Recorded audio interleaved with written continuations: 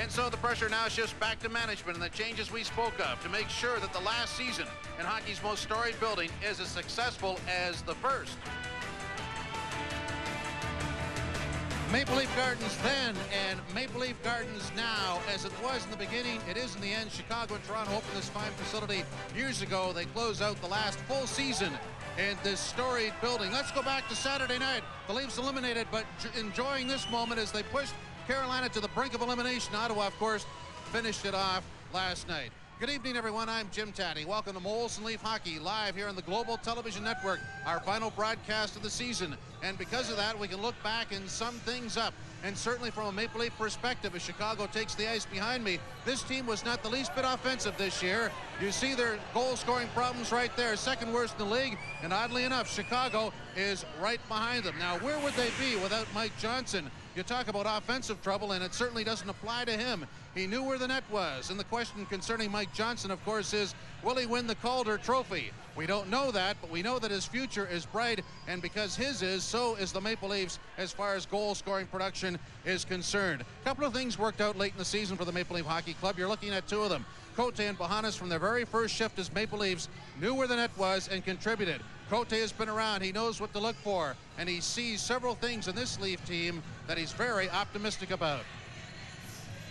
You know, I think everybody's looking forward. You know, when I first came here, I couldn't believe how many young faces there was in the dressing room, and it's just a matter of maturity, I think, that everybody has to gain, and one that is acquired by everybody, and with having leaders like Matt Sundin and Felix Padre in net. I mean, you know, you got a great core of players, and everybody knows that you know, the team of the future is right here in Toronto.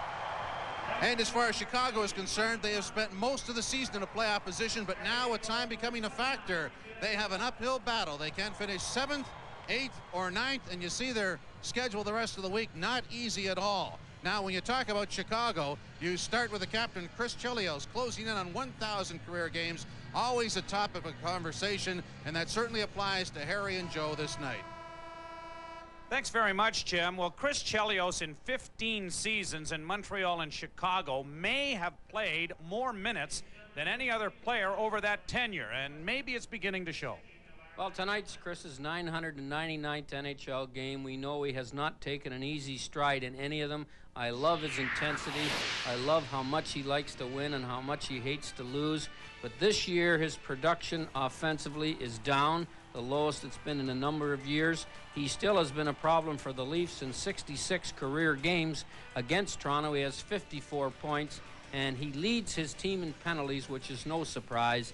And this guy is a thoroughbred, and his passion for the game is unequaled or equaled by few. When the Leafs made the call to St. John's and Lonnie Bohannes arrived, he got the opportunity to play on the #1 line with Matt Sundin. And many times that doesn't happen to someone coming up from the minors, but he certainly, Harry, has made the most of it. Well, the Leafs, one of their biggest needs is goals. We know that. Their statistic for goals for is, I think, 25th in the league. And Bohannes has a 5-game point streak and has shown clearly that when he gets a decent chance around the net, he can do something with it. So I think he's made a very positive step toward making this team next year with his play at the end of this year. And perhaps the Leafs won't have to go out and get a goal scorer like they thought they would, because Bohannes looks like one. So maybe it is a mirror of what happened a year ago when Mike Johnson got a little bit of an apprenticeship going into his first full National Hockey League season. Maybe Lonnie Bohannes will have that work for him too.